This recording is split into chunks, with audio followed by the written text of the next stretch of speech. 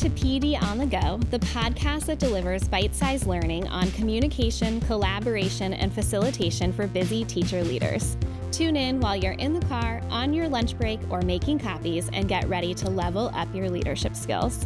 My name's Hallie Case, and I'm with the Office of Professional Learning in Fairfax County Public Schools. And today we have a very special episode of PD on the Go. And this episode is a podcast takeover where we are handing the podcast over to teacher leaders in Fairfax County Public Schools. And they're going to share a little bit more about their role, but essentially the work that they do is they support novice teachers in a division-wide position. And they're going to share some tips and tricks that you can use back in your schools to support your novice teachers. So stay tuned because they're coming on next. Hi, my name is Abby Demers, and I am a Novice Teacher Instructional Coach with Fairfax County Public Schools. Today, I am joined by my colleagues Sang O'Hara and Jen McGow. Today, we'll be diving into bridging the gap between district onboarding and school-based onboarding. When reality hits novice teachers as they enter their new building, we're going to be thinking about how can lead mentors and other school leadership support the successful launch without adding too much overwhelming. So this is a topic that we get often. So when we're thinking about new teachers coming into the building, what are some challenges that we can anticipate? So one challenge that comes to my mind right away, Abby, is information overload. In our district, new teachers start by attending a 3-day district-level orientation, followed by school-based orientation. At the district orientation, teachers are provided with the foundational materials as well as essential information. However, on the other hand, at school-based orientation, that is where they apply what they have learned. As teachers navigate classroom setup, technology, school policies, intentional pacing, as well as continue onboarding, it's what's going to help them to build confidence and to feel prepared before students arrive. Jen, do you have anything to add? Yeah, the transition from county orientation to the first days in the building is a pivotal moment, and one that schools can intentionally design to foster a sense of belonging and reduce overwhelm at the beginning of the year. Induction is something that continues beyond the initial orientation, and mentoring is one component of that.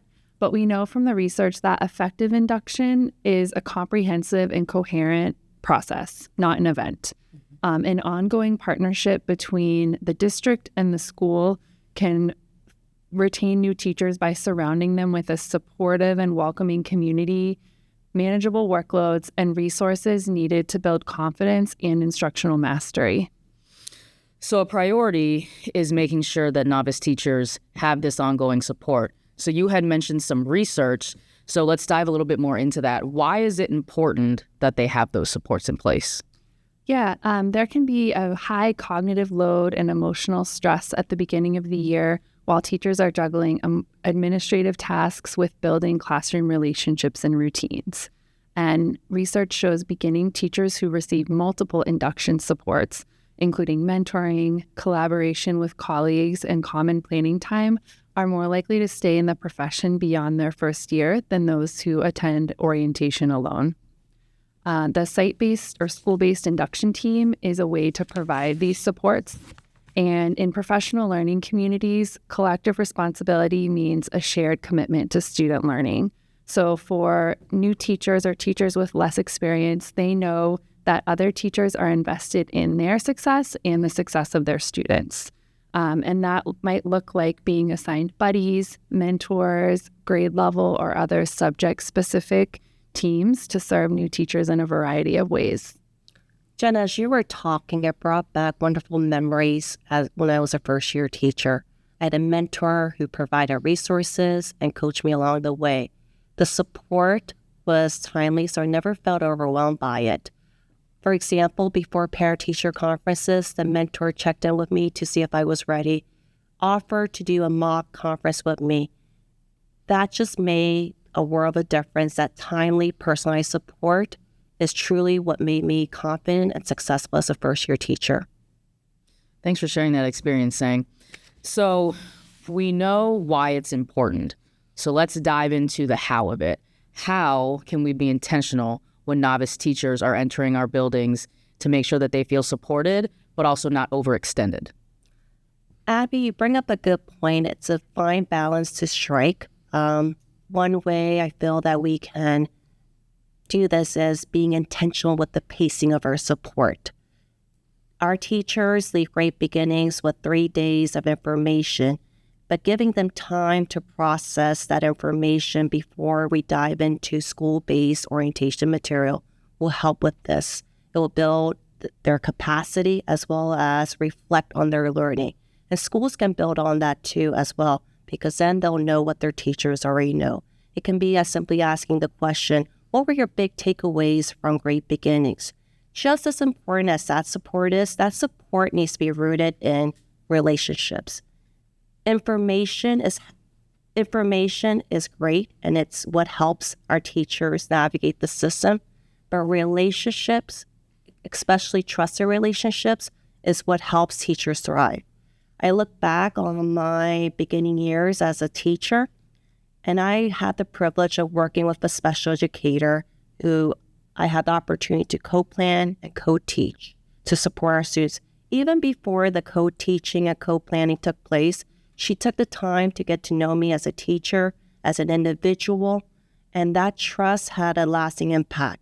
It truly does take a village to support our novice teachers, whether it's the veteran teacher, the specialist, the lead mentor, or the teacher down the hallway just helping in the moment. Jen, do you have anything to add? Thank you, Sang. Yeah, in schools, we can leverage the school-based induction team to help build those relationships for new teachers and share school knowledge with new staff and novice teachers.